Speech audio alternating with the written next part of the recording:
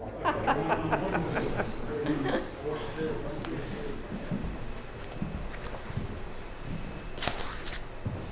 I think it's about 6 o'clock, so we'll go ahead and get started. This is the public meeting to talk about the mercury in our fish at Lake Glenville, particularly in the reservoir area. We'll be talking about the mercury levels in walleye and largemouth bass. We got a notification from Dr. Rudo about a month ago in November, and so immediately I emailed our county manager, who emailed our commissioners to let them know, and we talked about it in a couple of meetings, and it's been posted in the paper. So I have Dr. Ken Rudo here from Division of Public Health. He will be able to answer all your questions or tell us where to find answers. Yes. And I'll turn the meeting over to you. Thank you. Okay. There it is. Sometime in, I believe, October of 2013. Well, my name is Dr. Ken Rudo. I'm the state environmental toxicologist. I work out of Raleigh. What I do as a state toxicologist would take an hour and a half to explain and put you all to sleep, but primarily two of the main things I do work on are protecting drinking water and making sure that the fish that we are eating in our waterways in North Carolina is safe to eat. And those are my two primary things that I work on, although when there's emergencies or anything else comes up or we have disasters or whatever it is, it will come my way. We have a program that we have in North Carolina where we have the Department of Environment and Natural Resources has a group that goes out and samples waterways, samples fish in waterways, and we look at fillets of fish they collect and we analyze them. They have a lab that does the analysis. Sometimes they may use private labs depending if we're looking at PCBs and we need to do congener analysis instead of aerochlors or something. But sometimes they might work with Duke Power because Duke Power seems to be involved in a lot of the waterways that we work on to collect and analyze the fish.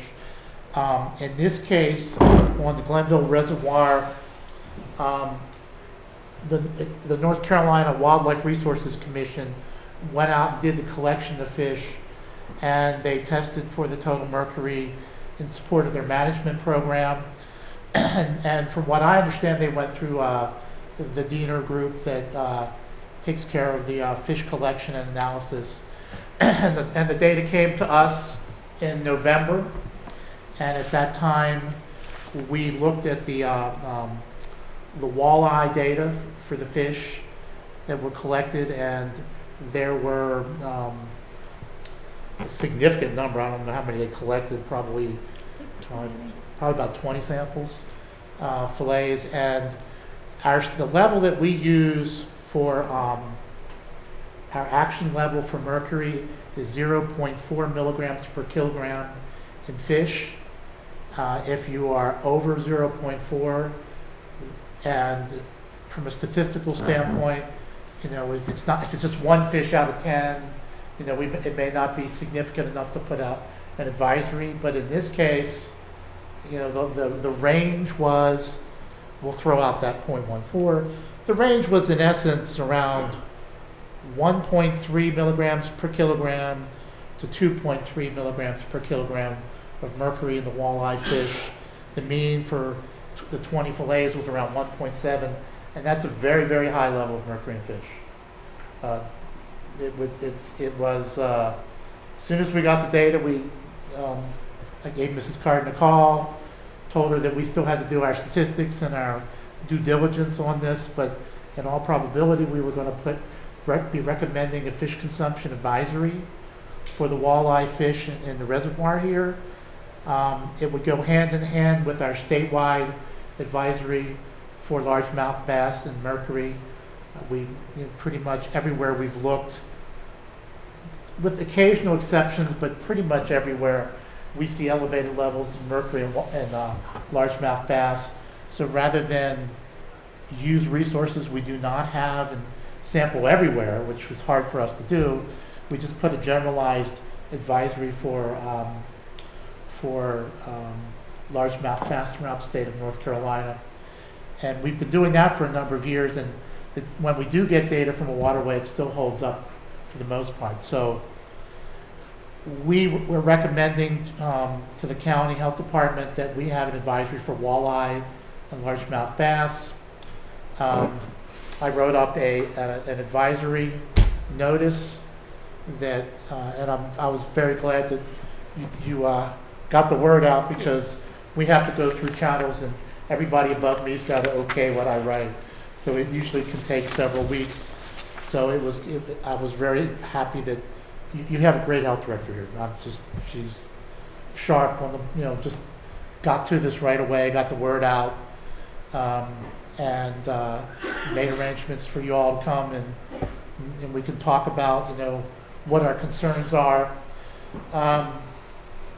In essence, the reason that we have, the mercury is thought to come from aerial deposition.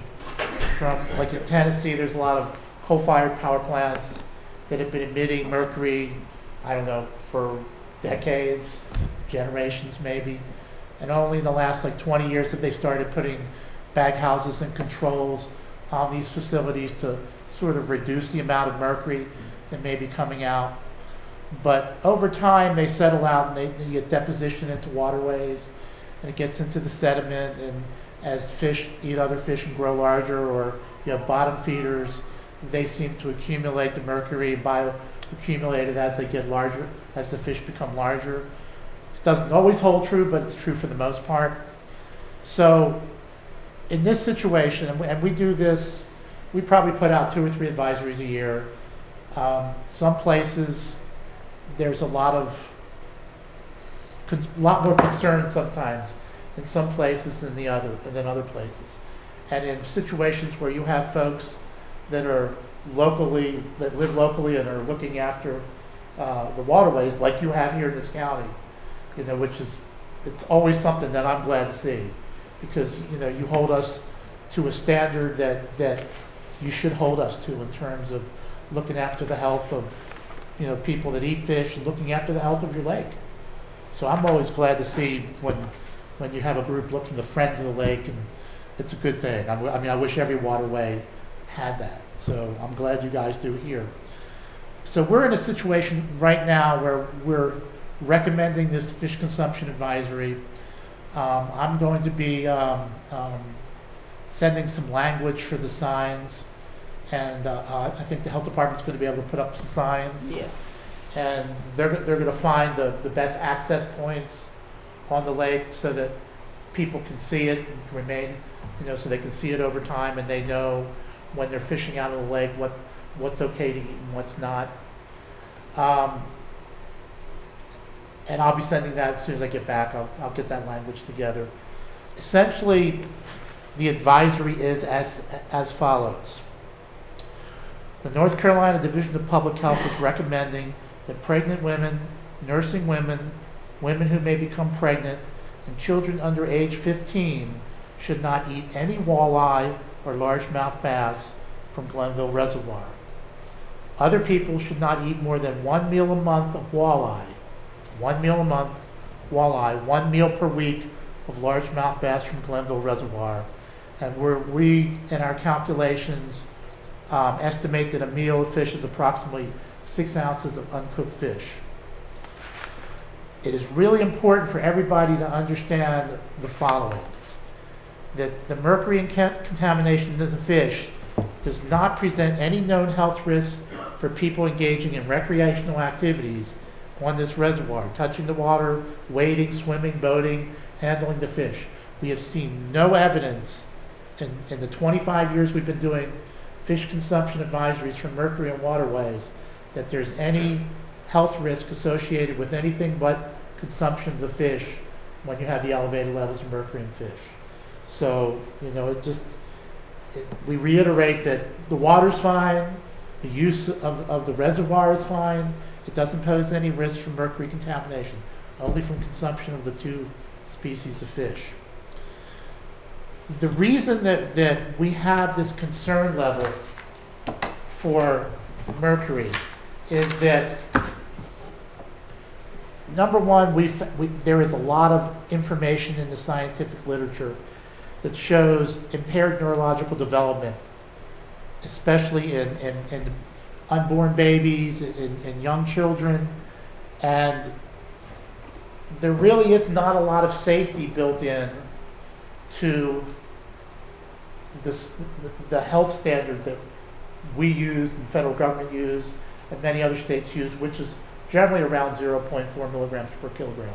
Some states may have it a little higher, a little lower, but there's not a whole lot of safety built in there, and there is a lot of information in the scientific literature that shows that pregnant women that eat fish with elevated levels of mercury may have problems with their babies after they're born, and it affects them while they're in development. So it's not like we're looking at scientific endpoints for health that we're not sure of. This is one of those. A lot of times when we say, well, if you drink something and it's got a carcinogen in there, people may get cancer, maybe a low risk. We have a lot of information from animals, but not a lot from humans. In this case, we know what mercury can do to people. We also have seen, over time, subsistence fishermen, people that, in a lot of waterways in North Carolina, people subsist. They live off of the food that they can catch in a waterway. It's the way it is. And we've seen people with elevated levels of mercury in the fish where they have their teeth are mottled and broken down, their fingernails are yellow, they have peripheral neurological problems, but this is their food source. So, this is part of the reason that we put out the statewide advisory for largemouth bass. It's just, for other chemicals like PCBs, other things like selenium, other chemicals that we see in fish, it's a lot more theoretical what we're looking at in terms of health risks. But this is something that it's a known human health risk. We've seen it in our state with people. It's in the science, been documented in the peer-reviewed published scientific literature. There's not a lot of question about it. So and these levels are high. These are very high levels in the walleye. So, with that, just if y'all have any questions. Yes, can you tell us how the walleye samples were obtained, and were any of the walleye samples under 12 inches? From the information that was given to us, and let me pull it out. It was, in this case, and this, in some cases, North Carolina Wildlife Resources Commission, they have a program where they do some sampling. I'm not sure whether they do it in concert with Diener, the fish folks in Diener, or not, but they work with them. But I think they send the data through them. The length of the fish in millimeters goes from millimeters cubes, goes from, let's see, 357 to 616. The weight ranged from, well, there was one outlier. It was a small fish that barely had any mercury, so we'll throw that one out. But for the ones that had elevated mercury, the shortest length was 429, and the longest one was 616. From a weight standpoint, the 616. God, let's see. I would say probably about 14 to 24 inches. From 357 to 24, 357 to 616 should be around 14 to 24 inches, I think. Something like that. And the individual weights, which is, we see more of a correlation with levels of mercury in fish based on weight than we see with length. When we first started doing this, we were told that we would probably see more of a relationship with length than weight, but that hasn't held true over time. So I usually look more on the standpoint of the weight of the fish. The weight of the fish here ranged from 461 grams to 2,396 grams, basically 1 pound to 5.5 pounds. And the highest level that we saw in fish was 1.9 milligrams per kilogram of mercury, and that was in a 1,429 gram fish. So even in this case, you know, what we were seeing in the walleye pretty much was in the range of around 1.5 to 1.9. Most of the fish were in that range of milligram per kilogram mercury. And so it sort of, you know, went over all, you know, there was no correlation here essentially with size, with the size of the fish or the weight of the fish. Well, let me explain to you our concern. Sure. Was that the first time, as far as history goes back, DNR introduced a stocking of walleye the last 2 years. It's been non-confirmed from catchings whether any of those are surviving or have been caught. And that's one reason for my question. And of course, obviously, the other indication would be if indeed some of this mercury is being introduced in small fish, is it coming from outside our environment? Well, you know, in this case, based on what you're saying, seeing the data, you may be right, because some of the smaller fish that we saw here had high levels of mercury. So, you know, it's real possible. We had this question come up, I think, with Lake Norman. When we had the PCB problem there, they had done a lot of stocking of the lake, and they thought that that may have brought the problem in. So That's why I'm concerned DNR is not here. yeah, and for the record, I spent 2 weeks trying to invite them to come to the meeting because I felt that, you know, especially if there was a group that looks after the lake, a lot of the questions that you have would be more appropriate for, I'm the health person, it would be more appropriate for them to answer. But I'm making arrangements for, you know, to get them in touch with you all so you can talk to them. Because you do have some questions, you know, the stocking of the fish, that's the first I've heard of this. So, I mean, these are issues that if we are introducing fish into waterways that end up being, you know, contaminated with PCBs or mercury, then we may have to take a look at that. This is the first introduction stocking of this lake ever other than forage fish. Was it just for walleye? Yes. 700 walleye 2 years ago, 700 walleye this year. Well, you may, you know, 1,000, 7,000, excuse me. It's a drop in the bucket anyway. do you have involvement with the people that are doing the stocking of the lake? Oh, Do you work with them? That's strictly DNR, and we don't get much, we don't get a lot of information from DNR. Well, I think what you may want to do is set up a conference call with the Friends of the Lake and Diener and just discuss these issues, because if you know, like I say, this is the second time I've run into this where the stocking of the lake may have been, you know, they may have been stocking the lake with contaminated fish. If that's the case, then I think this kind of program, we have to talk about it. I mean, you know, there's no point in stocking, if you're going to eat the fish that are in your lake, there's no point in stocking it with contaminated fish. If you're just fishing for the sport of it, that's a different story. So you need to check the hatcheries. What's that? Check the hatcheries. Check the hatchery. Where I don't know. they get the fish from. This isn't my area, this isn't, you know, this is why I wanted to be here tonight, but I think this is a conversation that we need to have with them. This is, like I say, this is the second time we've run into this. And if we are stocking fish into waterways and they're problematic fish, then what you just suggest, you know, going into the hatcheries and getting some testing done before this this occurs, from a health standpoint, at least, should be done. So that's a good point. What about the mercury levels in the largemouth bass?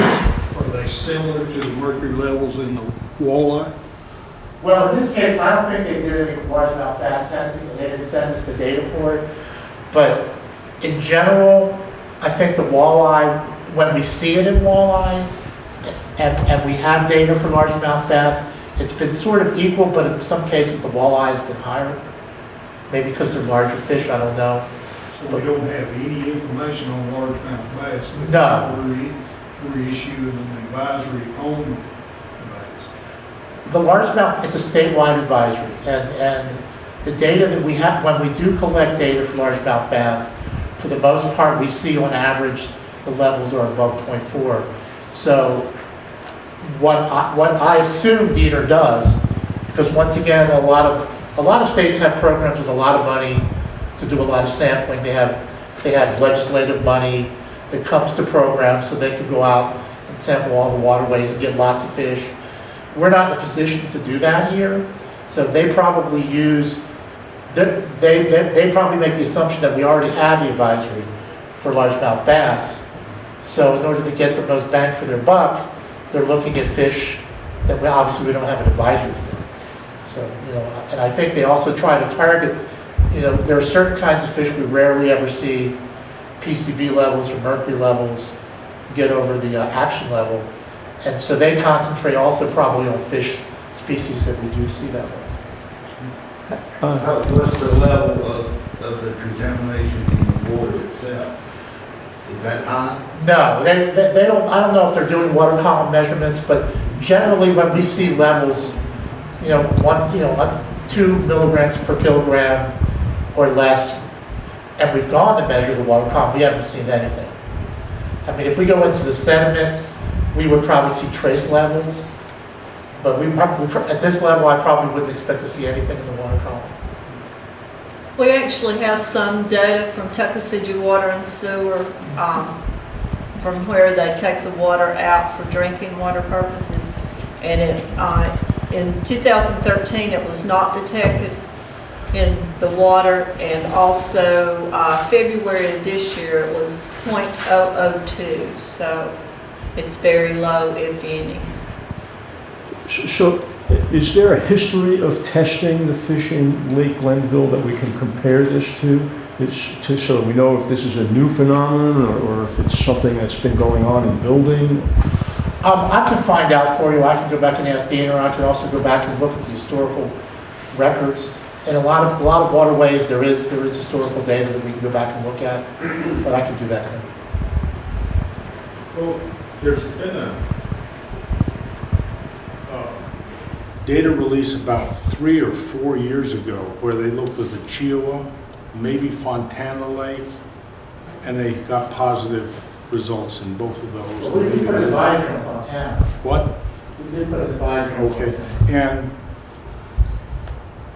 it was samples that were, from what I remember, Duke, TVA, and Wildlife Resource Commission, and they had various kinds of fish. So it was a bit of a hodgepodge, but they definitely showed mercury. Yeah, in a lot of cases, when they go to a waterway, especially if it may be used for drinking water, they may sample 7, 8 different kinds of fish.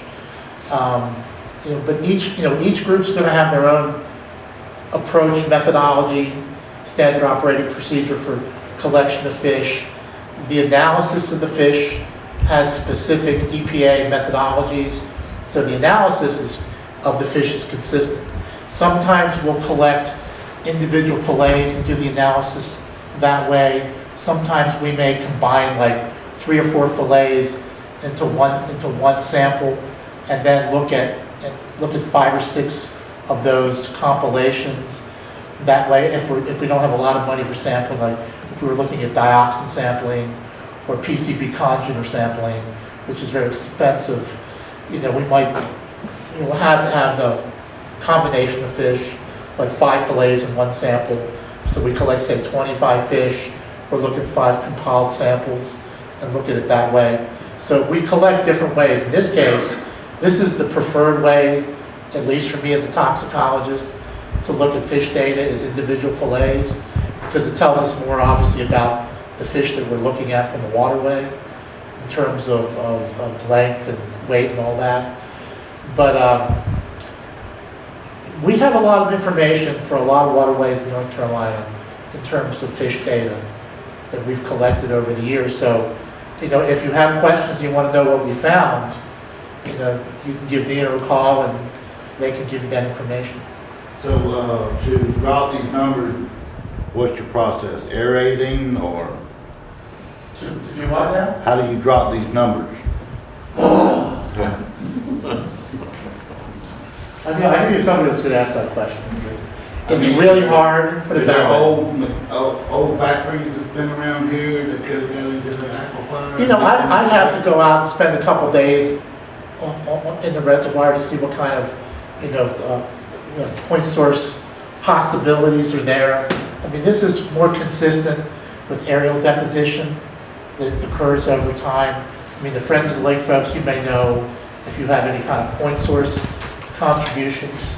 And if you do, you may want to talk to Diener. But generally, in order for us to remove an advisory, and it's very difficult, we have to have essentially 3 consecutive years of data below the action level to remove an advisory, which means that we have to make arrangements to make sure that, number one, we think the levels may be going down for some reason, like for dioxins in the early 1990s around the paper plants in different areas of the state. When we started posting all these places for dioxin, you know, the paper companies were forced to change, well, not forced, but for some reason they changed how they were releasing contaminants into the environment. And they were basically removing the dioxin from the water streams that were going out. And over time, the levels in fish went down, and it took, you know, in some cases 10, 15 years, but that has happened. But that was a point source. It was coming from a place that we knew about. Here it's more generalized. So you study wind currents and Yeah, that kind of thing. pollutants from factories and which way they're blowing most of the time? Yes, sir, absolutely. And that's the reason that, you know, I hate to sit here and just be negative, but I mean, I would not expect in the next 3 or 4 years to see this go below the action level based on the levels we're seeing. You know, if things change, if the technologies over time for the coal-fired power plants changes where mercury's not being emitted anymore and coming over the mountains from Tennessee to North Carolina, or even other non-point sources, generalized sources in North Carolina, if that stops, then maybe over a generation, over a decade of generation, the levels in sediments will go down, and maybe the levels in fish will go down. But you're also talking about fish that, you know, that have some age on them too. So, Do you aerate on a windy day and hope it blows somewhere else? you know, I don't know. I mean, you're talking about weather changes, you know, in the mountains that could be extreme at times. You know, it's not very predictable. But I think until we eliminate that as a source from coal-fired power plants, that's one source of many, but it's a significant source. If at some point in time we eliminate that, and I think that steps are going in that direction. You know, that I think in 10, 20 years, I think levels of mercury in fish that we're seeing now may start to go down. Sorry. Getting back to, as you, I think, have heard, our walleye population has been decimated for the last 8 or 9 years, and all we have is mature fish in the lake. Could mercury have affected their reproductive system? Of humans or are you talking about fish? Well, we have lost all our, and there are many reasons why we think that the walleye don't reproduce in this lake, but could something like mercury have affected their reproductive system? That would be a question for Dana in terms of how mercury affects fish reproduction. I know, unfortunately, I'm more of a expert in the human part of this, but it's, I know it does with humans. I mean, I don't know whether or not that would be an issue. A person that I would suggest to call his name is Jeff DeBaradinas, and he works in the DINA group, and he's involved directly in the fish collection, and he really understands how waterways work and the parameters, and he understands issues with fish and how they exist in waterways. He's a very good person to talk to. I tried to get him to come here, but you may want to have a conversation with him about that. Once again, it goes back to the stocking of fish, and maybe that being an issue that we have to look at. Do you know the approximate cost of a sampling for the proper technique that DINA recommends? And would DINA do a sampling for the next 3 years, or would that fall onto somebody else's shoulders? Well, I'm not sure of the cost for individual fillet samples. You can call Jeff, and he can let you know the cost. One of the things that we were talking about before the meeting is a lot of times they have a program that they have schedules for when they do fish sampling in different waterways. However, if you all make recommendations or requests through me, through the health director of the county, and we talked about some other waterways in the county that your county health director feels would probably be a good idea to do some fish collecting. If you all make that recommendation to do the 3 years of testing in Glenville, to keep an eye on things, or to put in a yearly testing schedule, or even bi-yearly, and you go through Ms. Carden with that request, I think we can get that done. Yes, sir. Is there a possibility that the mercury levels in the walleye in Glenville Lake could be because of their maturity and being an older fish and a heavier fish? Well, normally I would say yes, but on the data that I have here, you have one of the smallest fish that we looked at was 653 grams, and maybe a pound and a half fish, and it had 1.7 million. It was right at the average.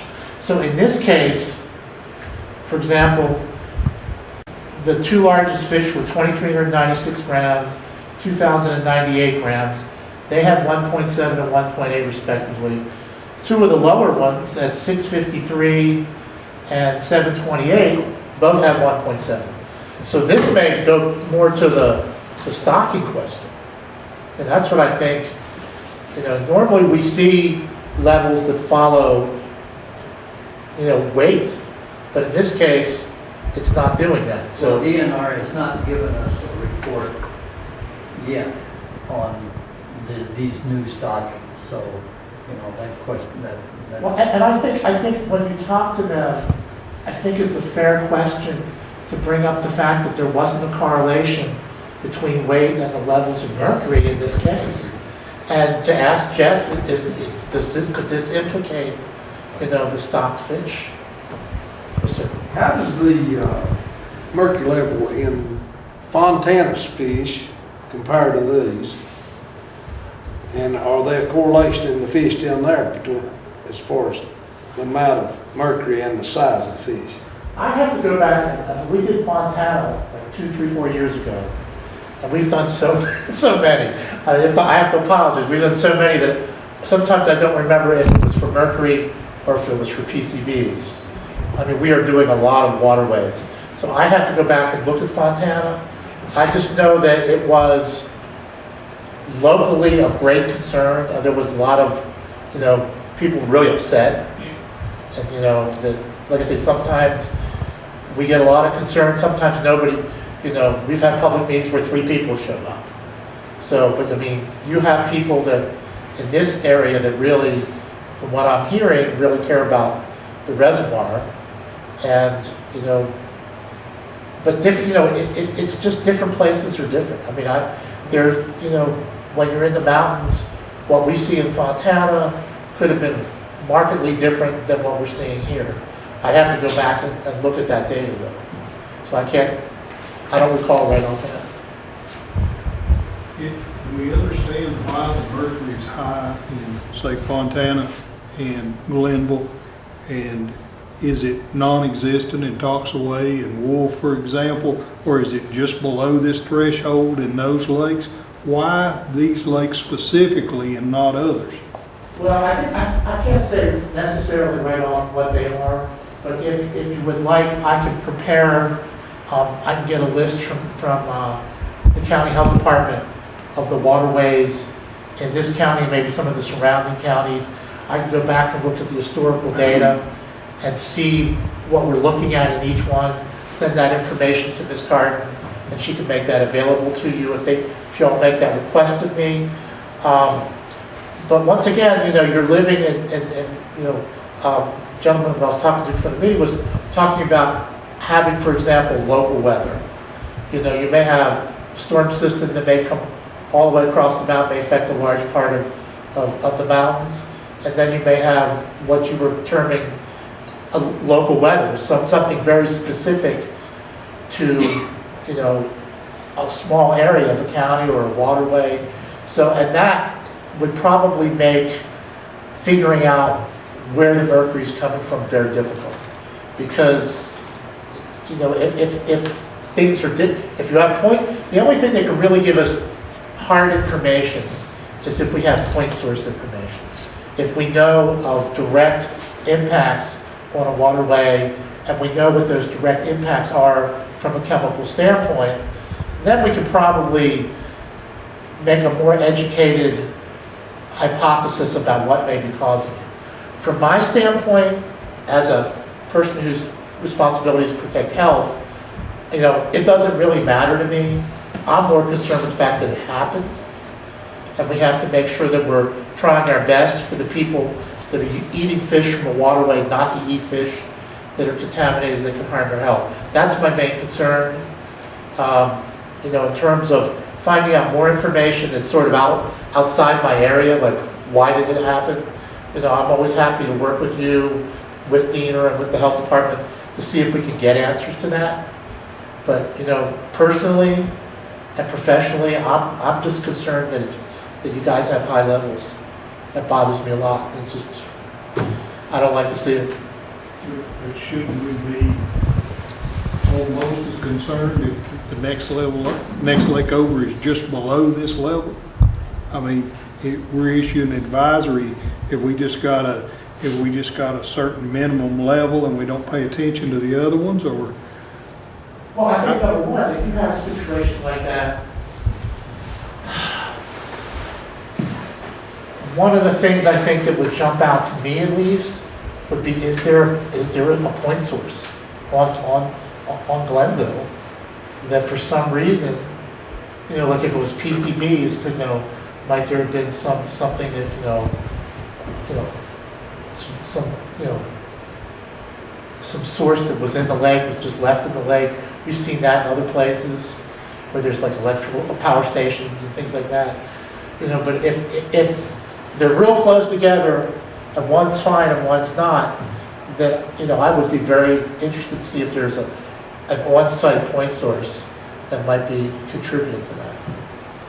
To my knowledge, there are no point sources in Glenville.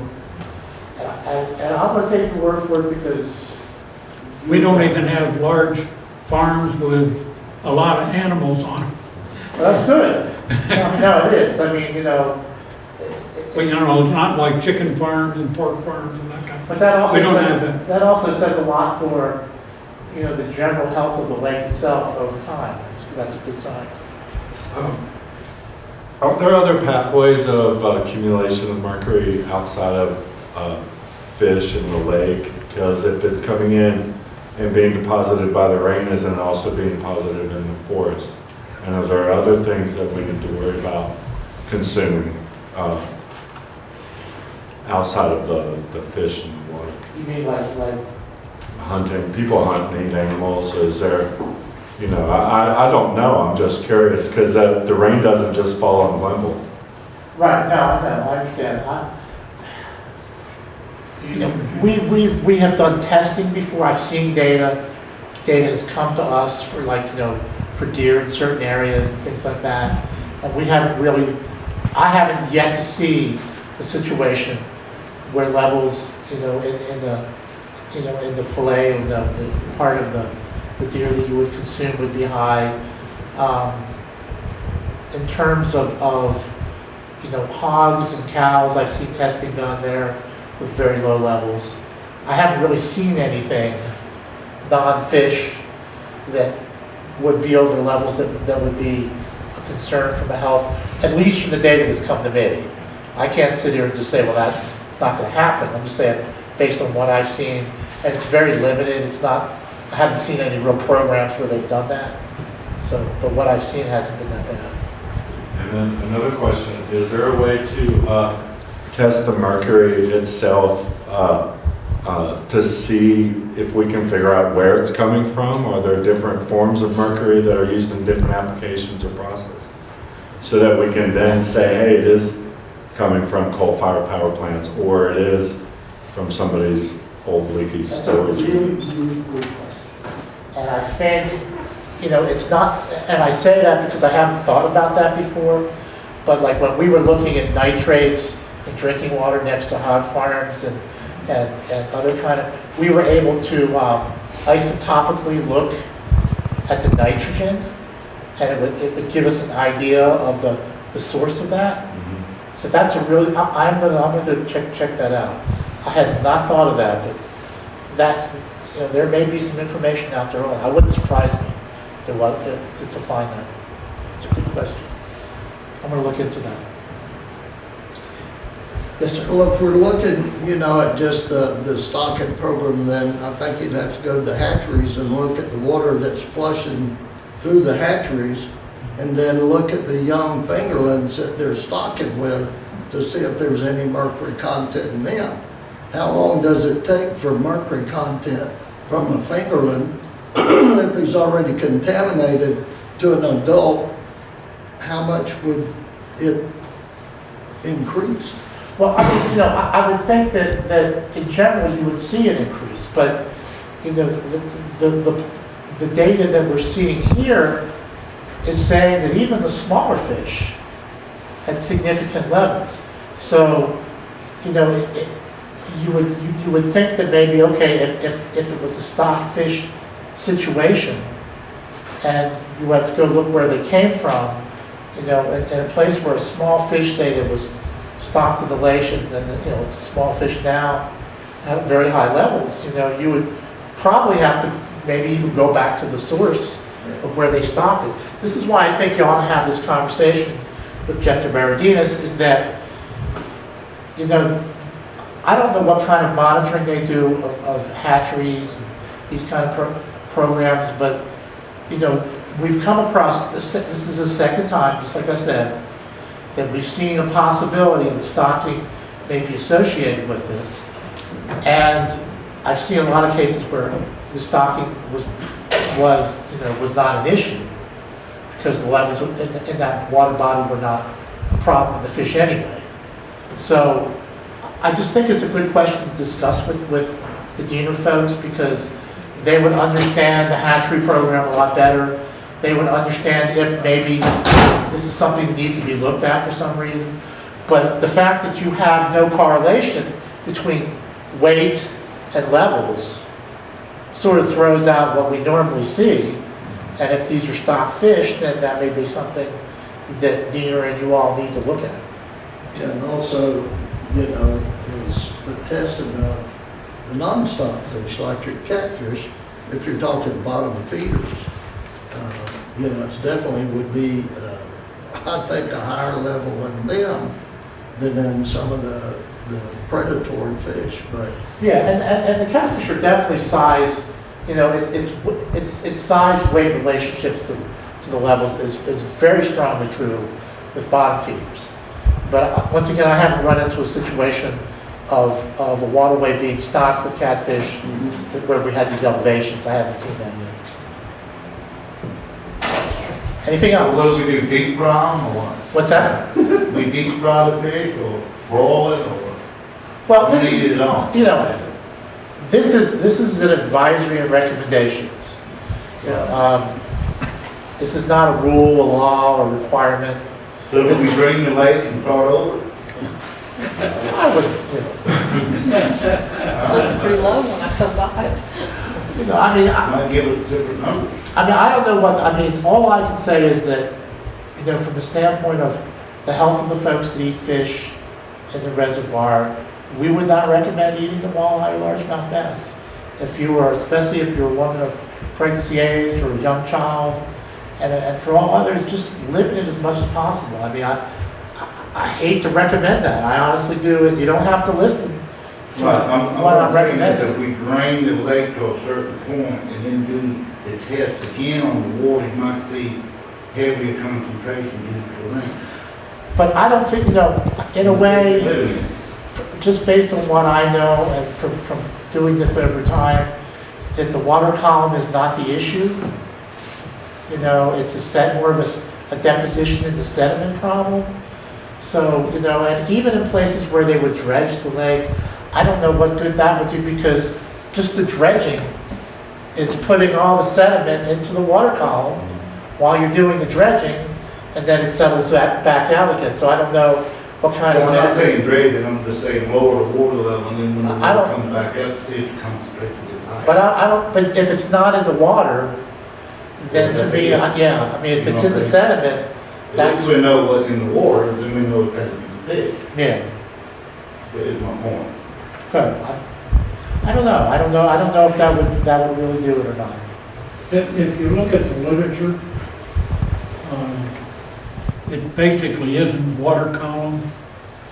It's the bacteria and algae food chain, with the mercury coming into an area, being transformed into methyl mercury, and then getting into the fish bodies. It's not in the water column. Little tiny bits get into like the algae that little critters then eat. And they eat a bunch of algae, so they take it and make it bigger, bioaccumulation. And so as it gets up into the food chain, then the levels concentrate, and mercury and other heavy metals concentrate in fats and stuff. And so probably why the weight correlation and other things like that. So it's not I would be interested to see if we can find the source, because if you know where it's coming from, then there's something actionable. I would bet that it's coming in there from coal-fired power plants.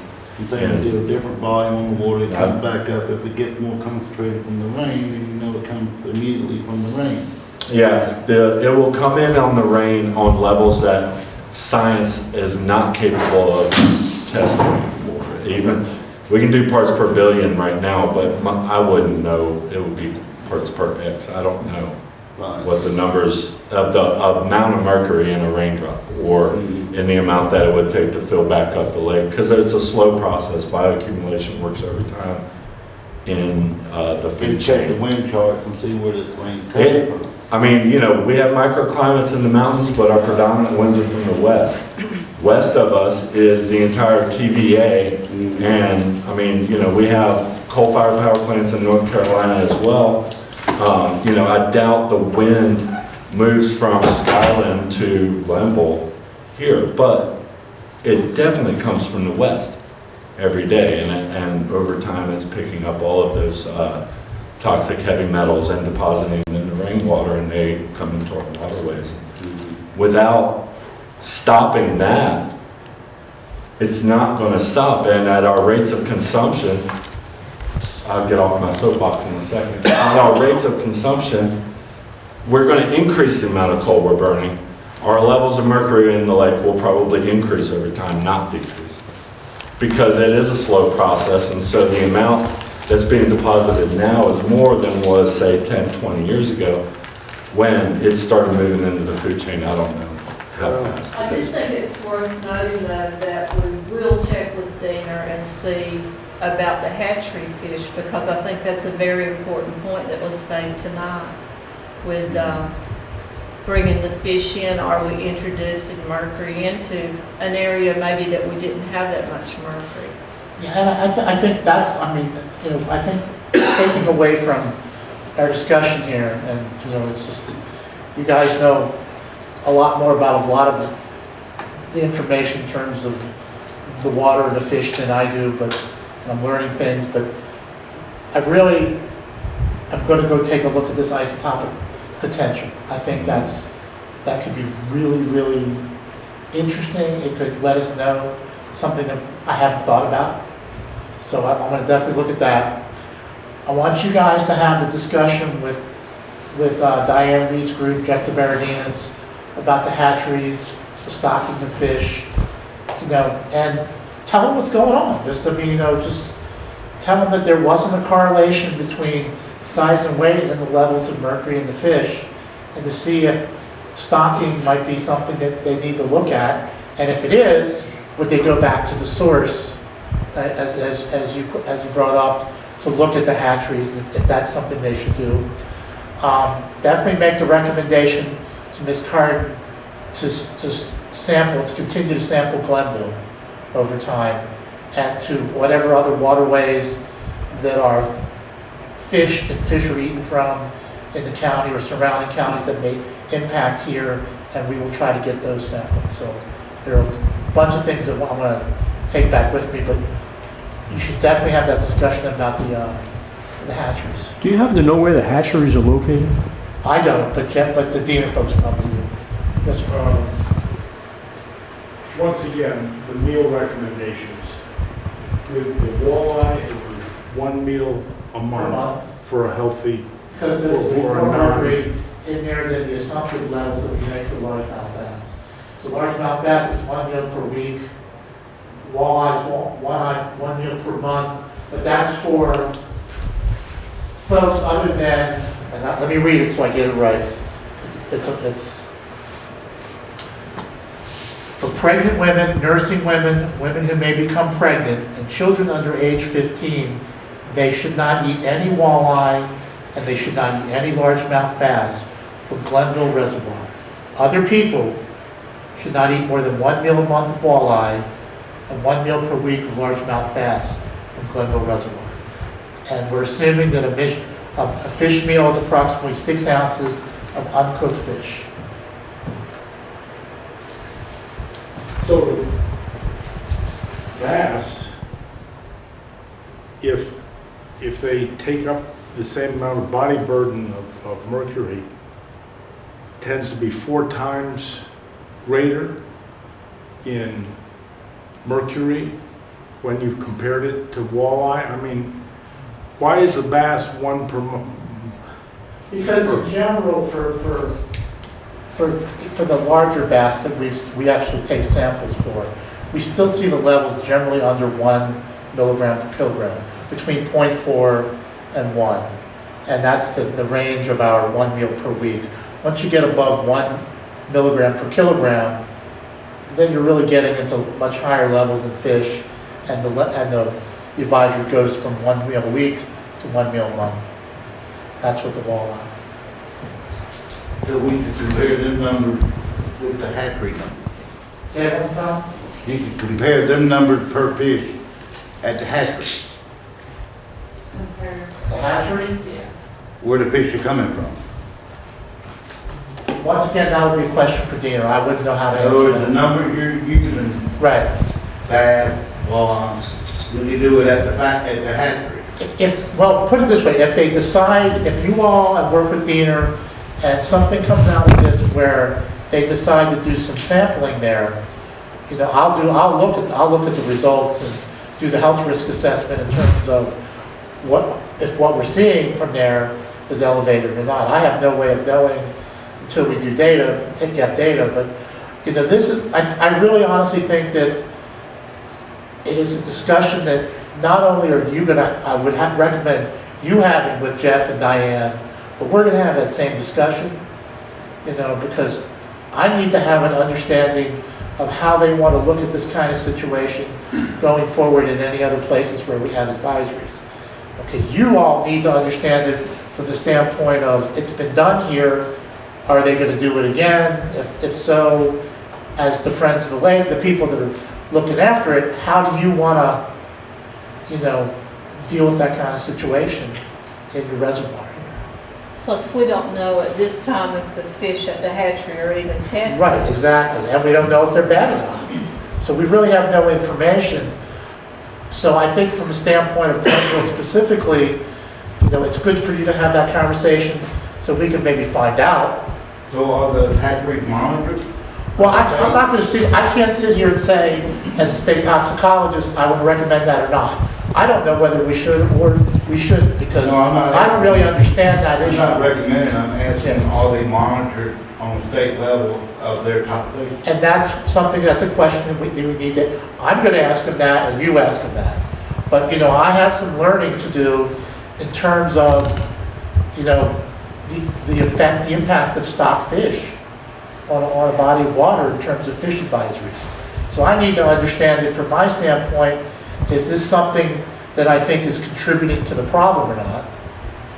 I need to have an understanding of that. Right, my general question was, are the hatcheries, are their procedures monitored? Right, and I don't know if they are or not, but Right, okay. if it's something that they feel needs to be done, then, they'll probably set up something. If it's a contributor to a problem, then it's something, we probably have to discuss also.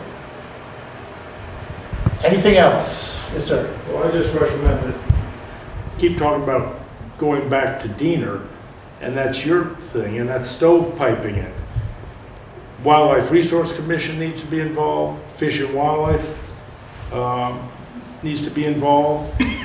Bring in the TVA data, because this sounds like the way you've described it, is very high compared to some of the others that you've seen. And It is. These are high levels. if I mean, if we go by agency, you'll get to spring and budgets will have been allocated, and sampling plans won't.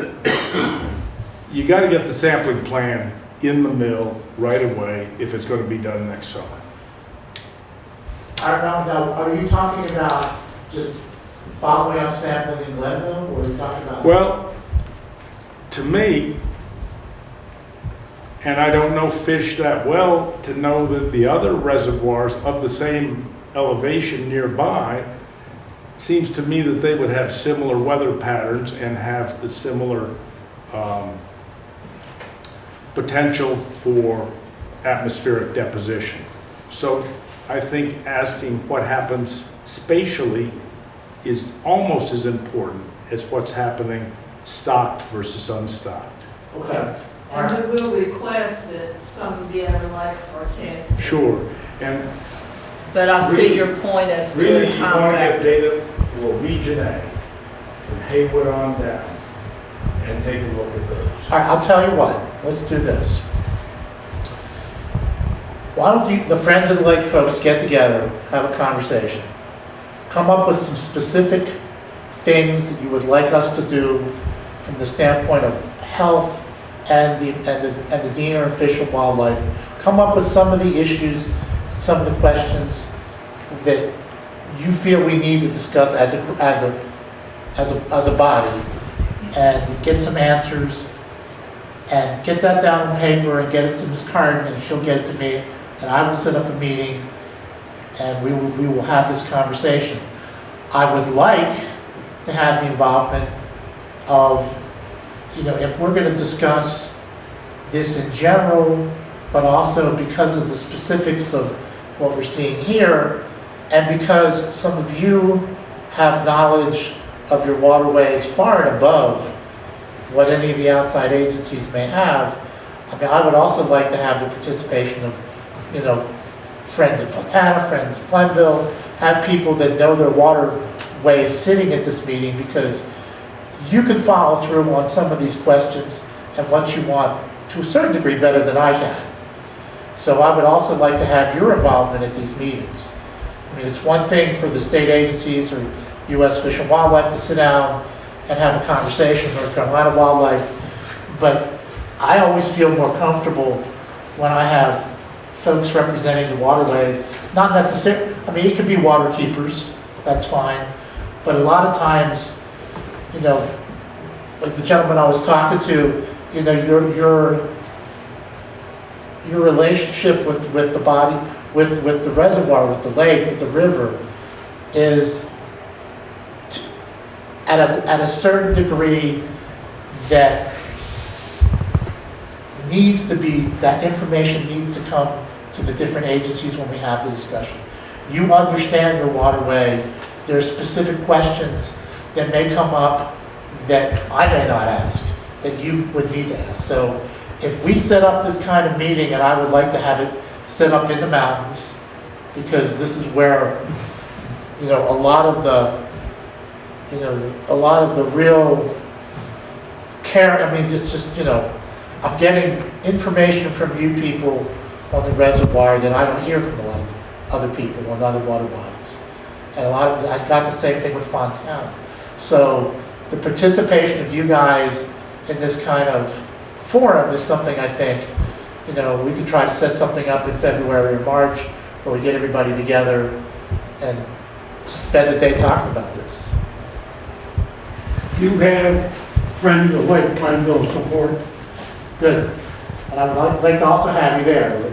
Your knowledge of Glenville will do with the Fish and Wildlife people, both NC and US, a lot of good. And it would mean a lot to Diener.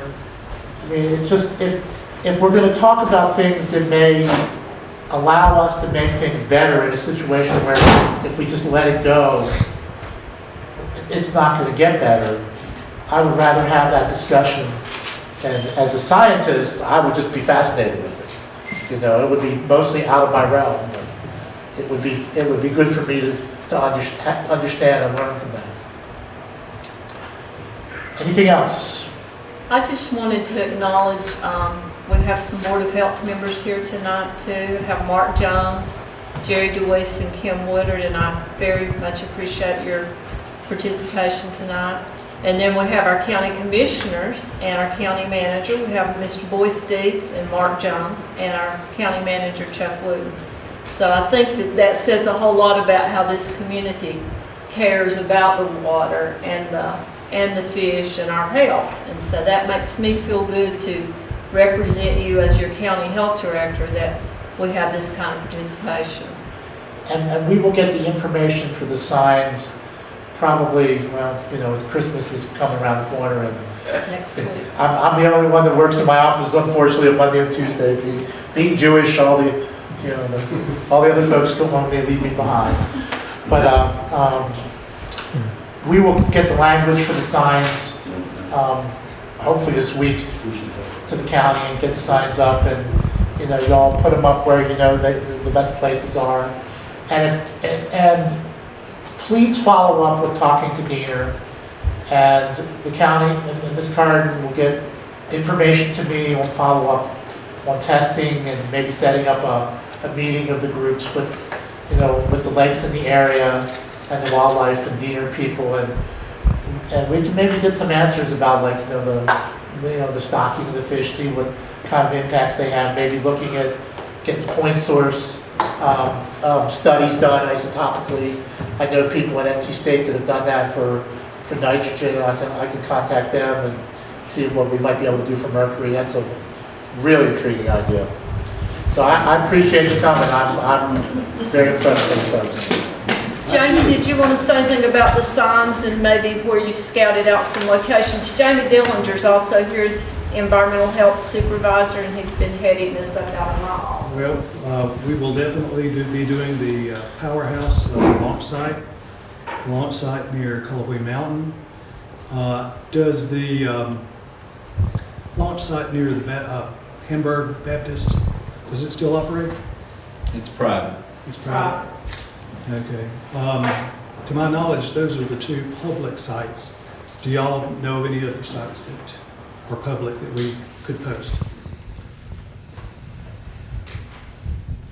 If you think of some area that maybe needs to be posted that he's not mentioned, if you'll let us know. We definitely want to think about our women and children, and we do know that there's a lot of people that do fish in this area and eat the fish, so we want to protect those. I appreciate y'all coming out. Thank you. Thank you, and thank you, Dr. Rudo. Thank you for coming. Jim,